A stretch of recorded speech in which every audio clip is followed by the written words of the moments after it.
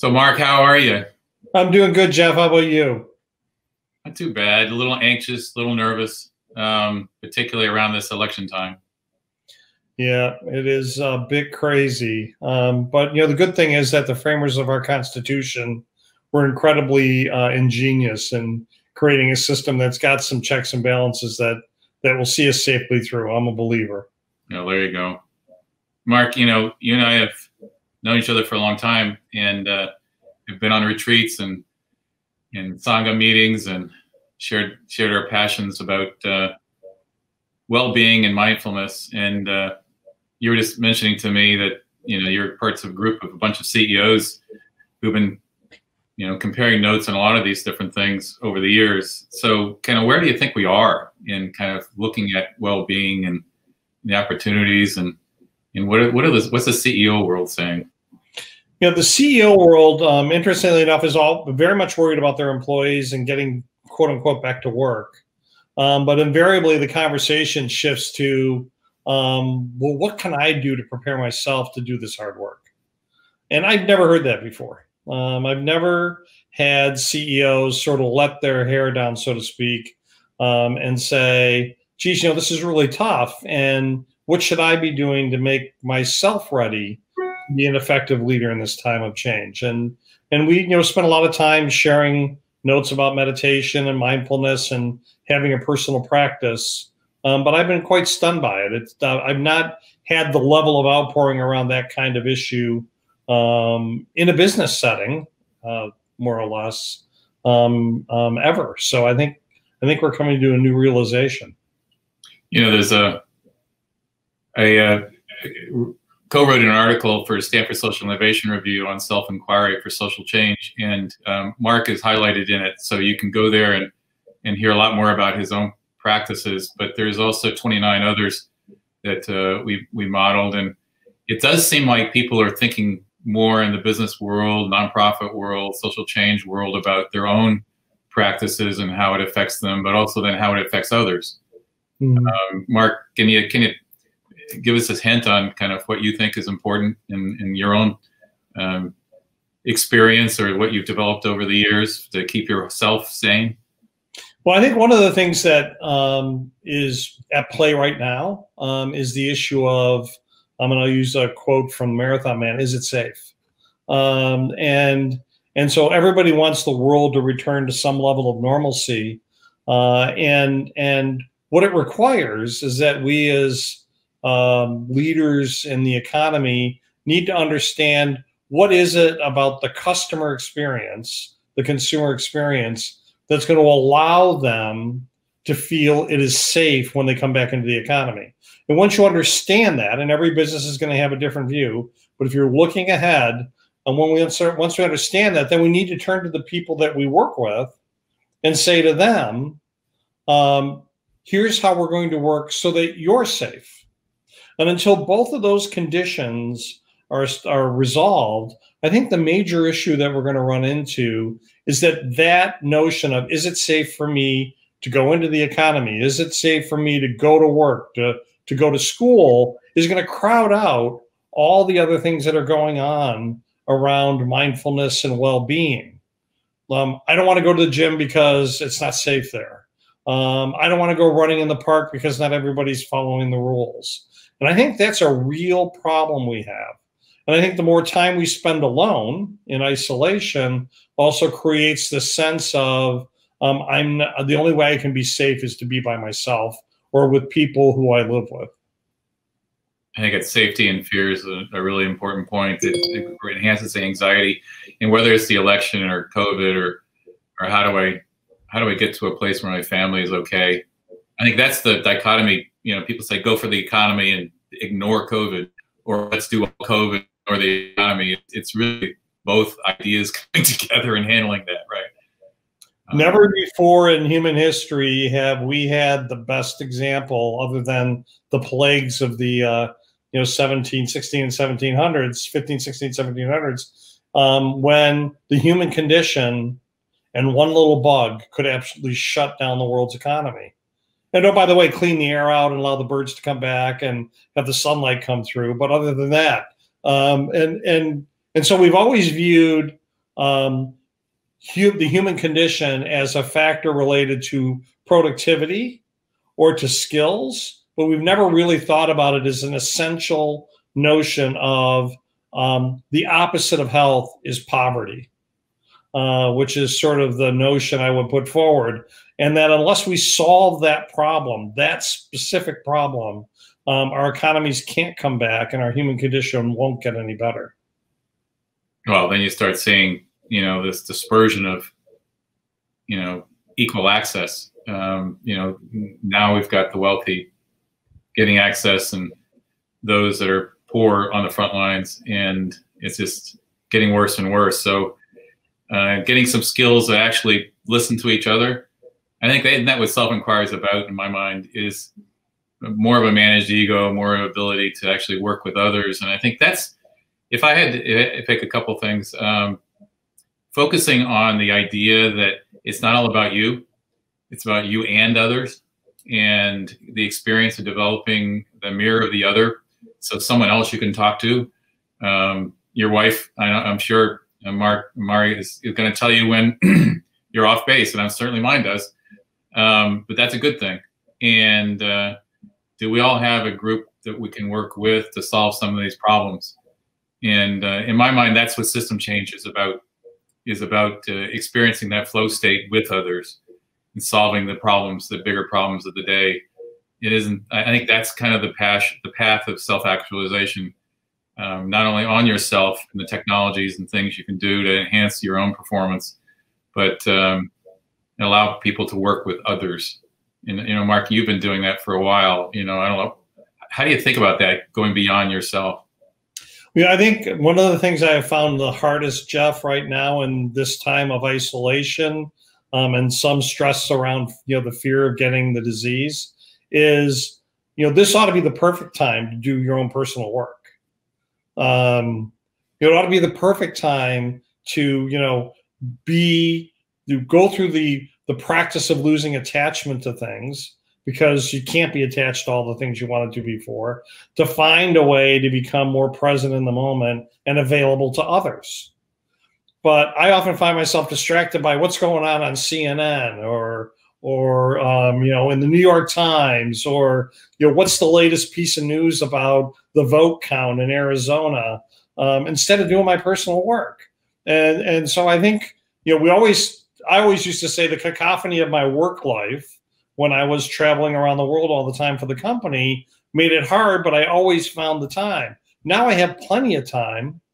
And I think reminding myself and reminding each of us to do that personal work while we have the time, to be more available for the people in our immediate orbit, our pod is the new word, I guess, and then being able to be ready for others when they reach out to us in the virtual world is really important.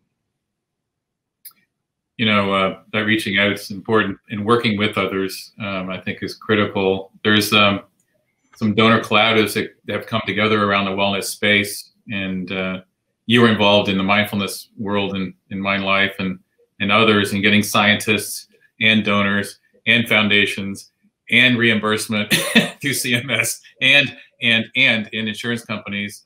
So it is complex to make it work. And there's another one that's come together in subtle energy, the subtle healing energy around the human body, and whether it's Kundalini or Chi, or how do we measure that? How do we visualize it? There's a $2 billion market already in healers. How do you unify them? Or the psychedelic world, there's more money now coming into that world than you've ever seen. And a lot of donors excited, and Oregon passing new laws, and Compass coming in. That needs a bit more of a system change model. What are the therapists going to do, and how do they use those tools? So, maybe we can talk about, how do you start unifying some of these different levers for that system change?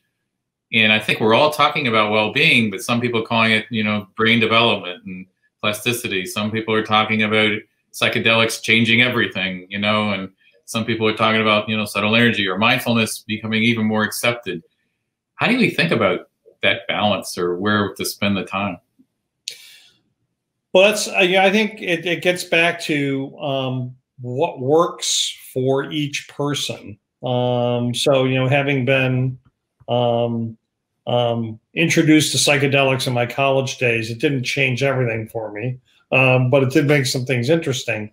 But I think the whole idea of how do we diagnose and understand what the treatment plan could be or should be, depending on the individual's preferences and willingness to engage. For me, when I got into mindfulness and yoga, it took me a while in using the practices to find a way of what worked best for me and fit together. And how do we guide people through that conversation? And then once we have that diagnostic plan in place and the treatment plan in place, are we sure we have the practitioners who can do the work at scale to allow it to continue to prove the outcomes and to make it reimbursable? You're right, billions of dollars are being spent on what we used to call alternative, now complementary therapies, because people have found them and tried them themselves. And what most people don't understand, you can pay for it out of your FSA or your HSA. It's all covered there. And that's a wallet most people know they don't have. But what we don't yet have is this sort of thing that would have said to Mark Bertolini after he was broke his neck skiing, here is the cocktail of things that we believe would work for you. And here's the starter set that we would believe would work for you. And over here are some therapists and clinicians who are going to make sure that you use them properly and you can do them properly. And luckily, I'm married to a person who, trained with Jessica Char and Krishnamacharya in India, in Madras, and was able to practice with one arm and a stiff neck for a few weeks before she took me through my first yoga set of asanas. And so the idea of and what we found at Aetna is as we rolled these programs out at scale, we will always run into the issues of space and appropriately trained people to administer the program so that people get the best result. In medicine, we have this thing called licensure that allows us to say these are doctors and you can go to them, or nurses or therapists. But in the complementary space, we don't yet have that. And so therefore, the evidence base is too mushy to make it work. And it even gets worse when you get into psychedelics. Well, isn't that the opportunity? It is. I've been part of a investment group called Bridge Builders for 10 years, and we've been investing in things like Headspace and Happify and Insight Timer and Pair Technologies, a whole bunch of other things. And we were surprised. We actually have been making some good money at it. It was done for social good as well. But now we're going deeper, and the opportunity, just as you mentioned, is how do you bring all these different tools to, a therapeutic treatment process? Is there an opportunity to invest in companies that are doing that? Is there an opportunity to put in training programs for therapists that start to understand, gee, Kevin would be really good for this person, or meditation would be really good, and here's some apps, or, this one could probably sit with a healer and kind of like do, I want that guide, right? How do we train for that? I want your wife to become my personal, advisor. Yeah. No, it's interesting. Not this past winter, or last winter, I read the first 3 books of, Carlos Castaneda. His PhD thesis on the use of peyote and psilocybin, and I said, boy, I want to find somebody like Don Juan. I want that person to walk me through a journey, because I think that would be really cool. But he was like one of the last ones left on the planet at the time. So how do we train up? So I think all this work in psychedelics is really good, but it can't be a clinically administered program. It has to be a journey administered program. And how do we find the people that can take us on journeys safely so we can find out whether or not that works for us? It's that true north that we've all been looking for. How do we continue to check in and go, now what do we do? Yeah, next? Let me play with that. There's some interesting ideas out there. Commune's up, and doing well, and I think there's some investment opportunities in that community of sharing. I think it's not only the smart therapist, but the support group, right? kind of Inside Timer just announced this week circles. You know, you can actually work and build your own circle, your own sangha to help, you know, hey, this is a good teacher, you know, let's figure that out. I like the Devoted Health. I'm an investor in Devoted Health, and Tabriz Verhey is going to be on talking in this conference. They're focused on bringing all those tools to 65 and older, you know, Medicare Advantage. And they're on the phone with them saying, have you taken your pills? You know, gee, have you tried meditation? You know, gee, have you, you know, just, this is the kind of advisor I'd like to have, you know, genuinely. How do we build that in? And I think the search for a platform-based model instead of an app-based model is going to be really important the more this proliferates. So how do I connect all these therapies into a tool that works for me? And, you know, I sit on the Verizon board. We're working with 5G technology, you know, 1 gig speed, 5 to 7 data streams, all the computing done on the edge of the network so our devices can be dumber and cheaper and be everywhere, is going to really change how we think about these things. And what I don't think is happening in the healthcare space as much as it should, and particularly in the complementary space, is this idea of how can I create use cases using the power of 5G in a way that's going to start to connect all of these things into something that makes it easy for me as a human to use, versus having to be, you know, sort of really proficient in a lot of technologies all at the same time. There you go. Opportunities. And I think that's, you know, and you've seen a lot of opportunities, and where you spend your time is clearly, you know, evidence of interest, but also potential. You know, where else would you spend time? I mean, you've spent time a lot on your own in your family's physical pain, but you're discovering new ideas and technologies that I'm sure a lot of people would like to hear about. You know, what are you seeing out there that might be, you know, useful for others? You know, I think there's a lot of, I mean, one of the journeys I've been going through with my pain is I've tried them all. So I've been on the ketamine therapy, high dose. I've been, you know, marijuana. I've got, you know, a new dorsal root ganglion system in my body, which has to be, you know, highly tuned with all these leads going into each dorsal root.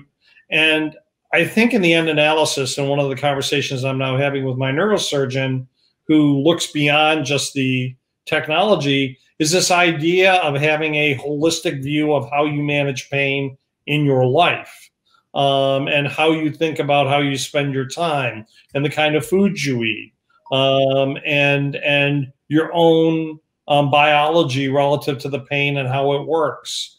And so again, you know, not necessarily a technology platform, but a human platform for how we think of these things. And so I think we're starting to learn more and more and more that personal health matters and that the individual's needs matter. It's not, you know, we used to talk about population health. I think that's interesting, but that's a step still too far removed when you start getting into these kind of therapies and these kinds of issues, particularly the issue of pain. So there's a lot of cool technology out there. I've chased after them all, and I've tried them all. And what I find is they may address one specific part, like deep brain stimulation, but in the end analysis, there are a whole host of things that you as the human have to do to partake in that system effectively. You know, when I'm an old venture guy, we've invested in products, but it was always, then who are you going to sell the product to? What company do we want to sell our company to that has a product that can produce a product family or a delivery system to bring them into place? And I think that may be really interesting opportunity. Some companies are doing that already now in a bit of the video health world. But I think even, you know, if we're energy technologies, it's hard to build a company off of those. Yeah, what is the unmet need, right? And if you can find out what the unmet need is in the end user, and then say, okay, what is the offering necessary to make it useful to that individual, and then build that offering, you'll find it's not necessarily an app or a piece of technology, it's an approach. And you know, that's, I mean, that's what Amazon does when it builds the service layer in its web cloud technology platform. They're looking at a set of services that are all connected. They did 1,400 services last year, new services. And it's all connected in a way that makes it a whole experience for you. And so what happens is that the customer leaves the people they used to do business with, and they stay with the person that offers them the best experience. And so as we think about this issue from a health standpoint, I think we've got to be focused on what is that unmet need. It's not just my pain. It's living my life with pain. It's doing the things I like to do, even though I have pain. My motorcycles, my bicycle, my skiing, my hiking. Right. And if I can't do those things, solving my pain problem isn't going to matter. Well, I think it's a good move to something I wanted to make a point of before we go to Q&A is I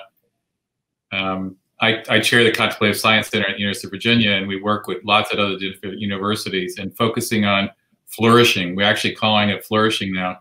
There's a flourishing network of 40 universities that are now comparing notes as to how to bring those skills to students. Mm-hmm. So how do you, because talk about a high anxiety coming in, trying to do learning while you're worrying about sexual violence and drinking and the population change and everything else. We all need tools to flourish and not just handle the current pain, but potential pains that'll show up later in life, or how to work people through this. And so I think that's a big opportunity.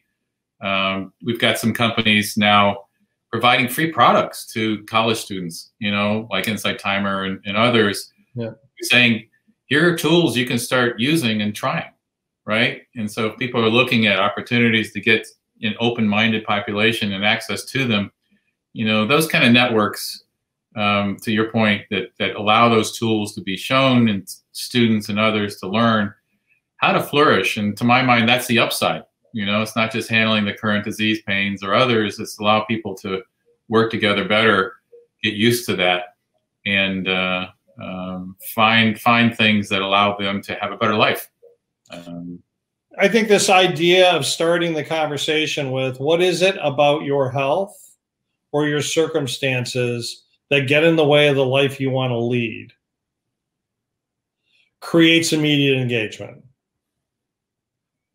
So for me, it's my pain a lot of the time. What is it about your life or your health or your circumstances that get in the way of the life you want to lead? And then let's put together that framework of things that will allow us for you to live a better life. That's how we ought to design. That's how we ought to design all of our health systems, is around that simple question. Instead of, here's your warranty card. When you get sick, present it to the local dealership. We'll fix you.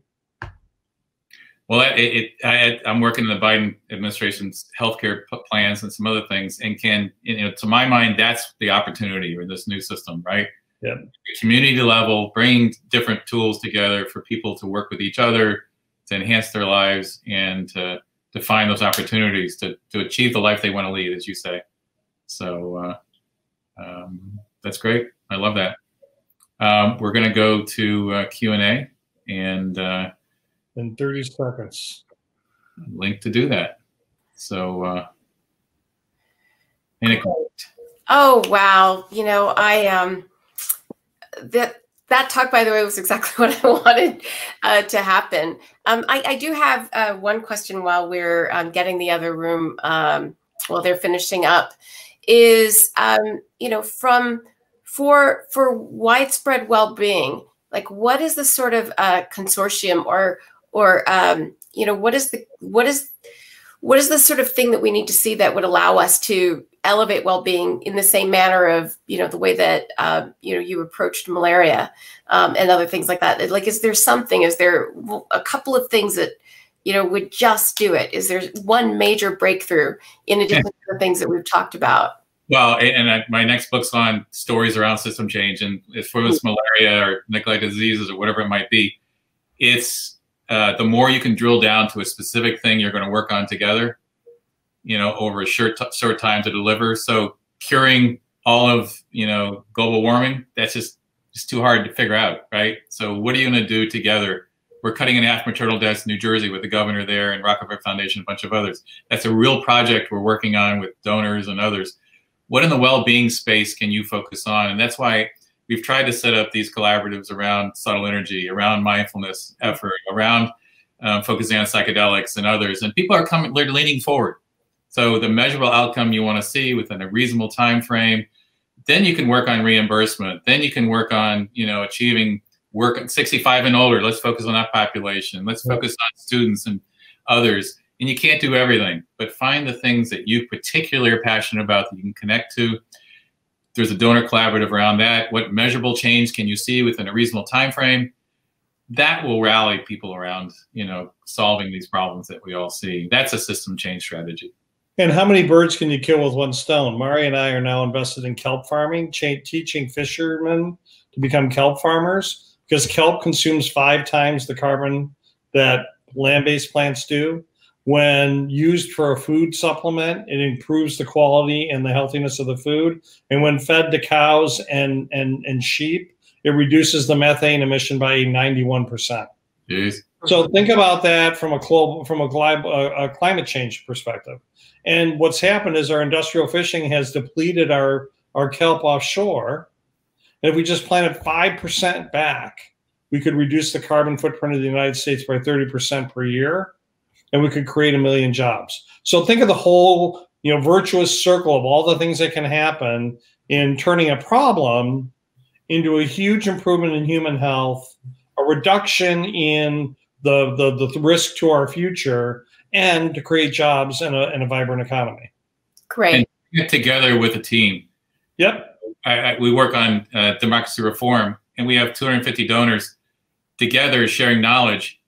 Investment in that space has gone up 6 to 8 times since they've joined for each person. Wow. Together with others and sharing that knowledge, just as we're doing right now with Mark. Well, that's interesting on kelp. I got to spend time on that one. Let's call up that.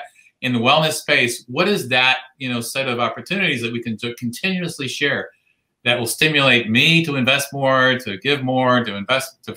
There's people out there dying for that direction, as opposed to doing by ourselves.